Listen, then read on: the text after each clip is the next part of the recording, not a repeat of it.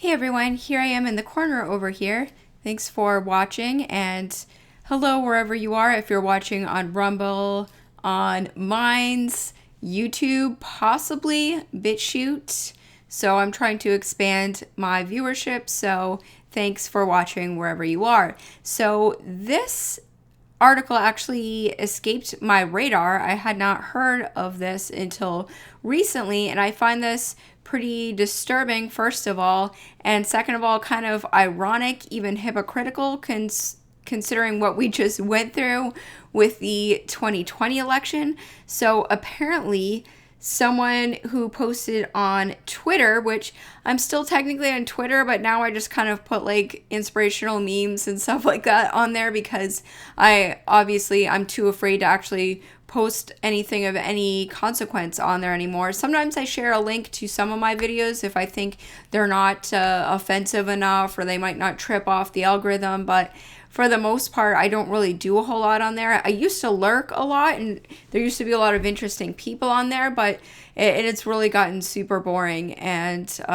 it's an echo chamber, and it's one of those sad things about the left, as a former leftist or liberal or whatever you want to call that. Now I'd like to just call myself a free thinker. I don't really want to be part of any sort of group. I just want to have freedom to make up my mind for myself.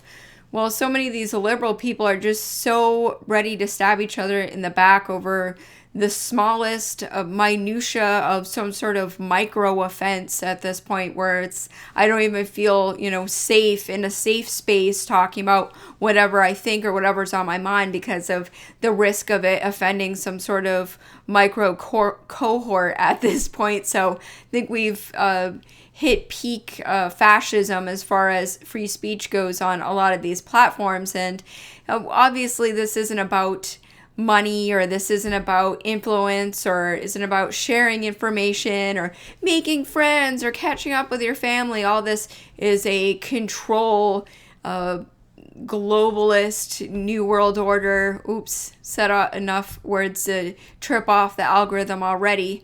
But AI overlord takeover, which hopefully the AI, if it's sentient at some point, realizes that this whole thing isn't a good idea either. So there's still hope out there. But I did want to talk about the Twitter troll who is being charged by the Biden administration for influencing the 2016 election. So first of all, the fact that someone who crap posts on Twitter, for lack of a better word, is powerful enough to completely influence an election and to throw off an election should be pretty telling. Either that, or they're so scared of their own hypocrisy that anyone just being facetious or even joking about the election is now someone to be targeted and made a big example of, because anyone who starts to laugh at what is going on here is now a threat to the teetering Jenga tower of our overlord agenda that is being shoved down our throats right now. Twitter troll has been charged with influencing the 2016 election. Could be a wake-up call for activists. So in other words, shut your mouth. U.S. attorneys unseal indictments charging a Florida man with disenfranchising voters to help Donald Trump. This is February 2nd. This came out. Apparently, he was charged in late January, pretty much as soon as the Biden administration took office. So this was apparently at the very top of their list, is to go after a Florida man who, quote, disenfranchised voters. What about all the people whose ballots were thrown out or they weren't counted, or all of the truckloads of veterans' ballots that were found to have never been counted in this last election? Is that disenfranchisement?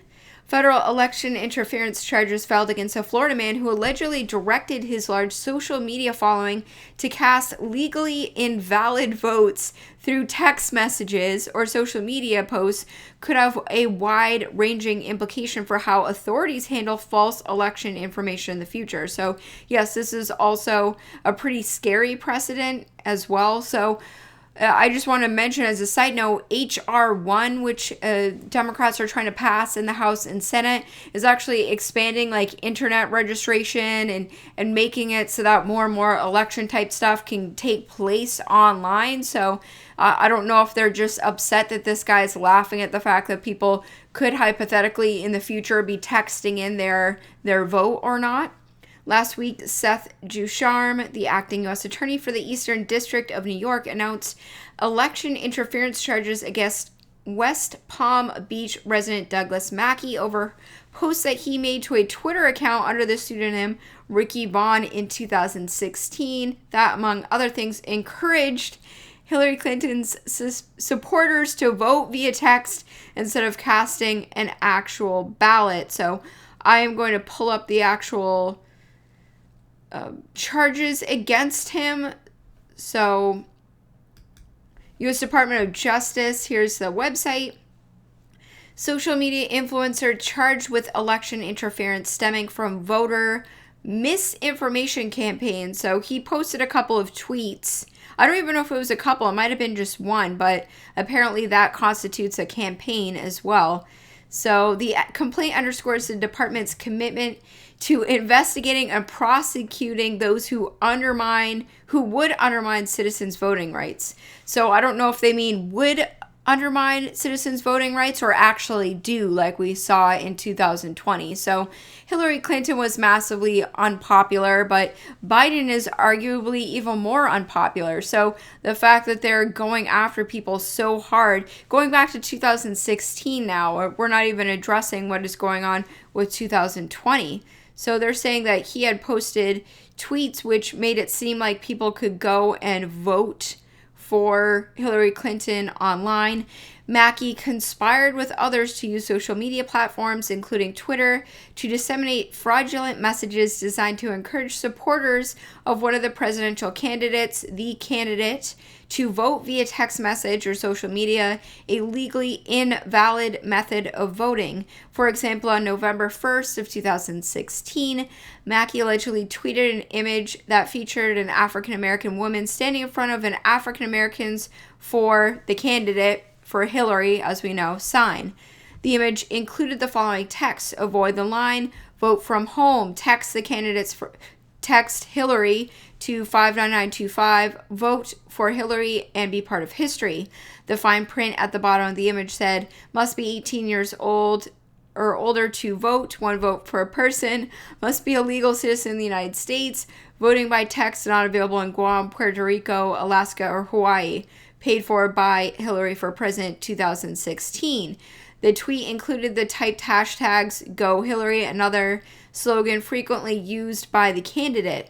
On or about Election Day 2016, at least 4,900 unique telephone numbers texted Hillary Clinton's first name or some derivative of that to the 59925 text number, which was used in multiple deceptive campaign images tweeted by the defendant and his co-conspirators.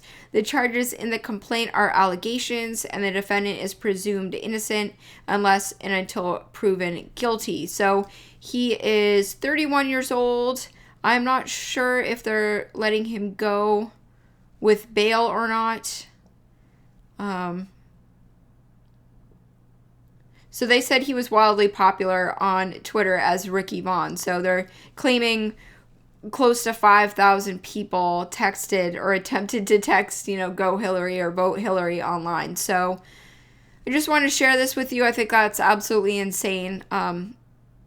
Going forward, we're going to see more and more of this draconian measures. Meanwhile, the hypocrisy of the 2020 election continues, and we're told it was the safest election of all time. Everything was super secure. Just all these mail-in ballots coming in at 2, 3, 4 in the morning after the polls closed. No big deal. Finding ballots, ballots being thrown out, whole drop-off ballot facilities disappearing, reappearing. There's so much information out there. I'm not the right person to describe all of the election fraud, just because it was so momentous and monumental during this past election that there are great documentaries out there. There's a lot of great work and great discussion about what happened state by state the rigging, all of the information that was used with these different voter access organizations to go and manipulate the elections, manipulate public perception. And yet this one guy who tweets some, you know, some things that they're deeming as could have deprived individuals of their constitutional rights is just a slap in the face to everyone who saw what happened in 2020. So just wanted to share this with you. Want to know what you think? Post in the comments below. Thanks everyone for joining me. I'm on BitChute. You can see my BitChute channel here. I am now on Rumble. I don't know how to use Rumble quite yet. I haven't figured out all the Rumbles. I've got 0 Rumbles right now, so I need to figure out how to properly Rumble. And I am on Patreon, still working on my monthly goal, so thanks everyone. And I am on Minds as well, so you can find me on Minds. So even $1 a month on here means the world to me, helps me keep juggling all this info on all the platforms. I'm also on a weekly show called Truth versus News, and I try to post links to that as well. Hoping to have a radio show at some point, hoping to do some more commentary as time allows moving forward. So hope everyone has a great week. Take care. God bless. I love you guys. Bye-bye.